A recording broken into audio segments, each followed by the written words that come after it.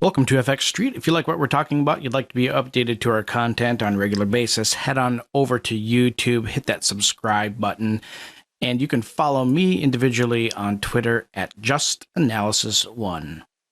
Taking a look here at Polygon or MATIC. MATIC's had a pretty steep drop ever since really it dipped down and below the rising wedge here at that close on the 17th. It's had really a lot faster drop than most cryptocurrencies in its weight class. It's had a very, very fast dive down, but it hit that support zone that we've identified in the past between that 150 and 170 zone. That's where it's returning to right now, but that might be an area of initial resistance where the Tenkan Sen is at.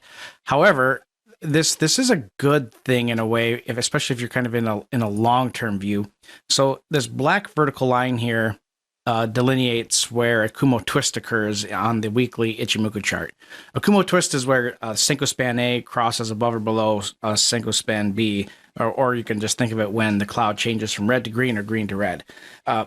Generally, one of the peculiar things within the Ichimoku system is how price responds to the periods of a Kumo twist. If something is trending very strongly or swiftly when it approaches the Kumo twist, you can often find major, minor swing highs and lows that develop around that date. That's not a guarantee. There hasn't even really been any major studies into the expectancy rate of that, but it is. You go back, look at any Ichimoku chart on a daily, weekly, 3-week, or monthly time frame. You're going to notice that there's a pretty good amount of highs and lows found at a Kumo twist, especially if something is trending into it. So we've had a pretty steep drop, a very fast move south ever since the all-time high was made on the week of December 31st.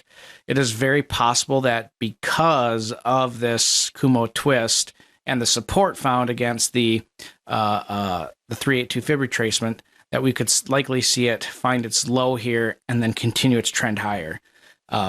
Although if it does move higher, you're likely to see some upside potential is probably limited to that $2 range. That's where the bottom of the rising wedge is at. The Tenkan Sen and the Kijun Sen on the weekly chart will be up there as well.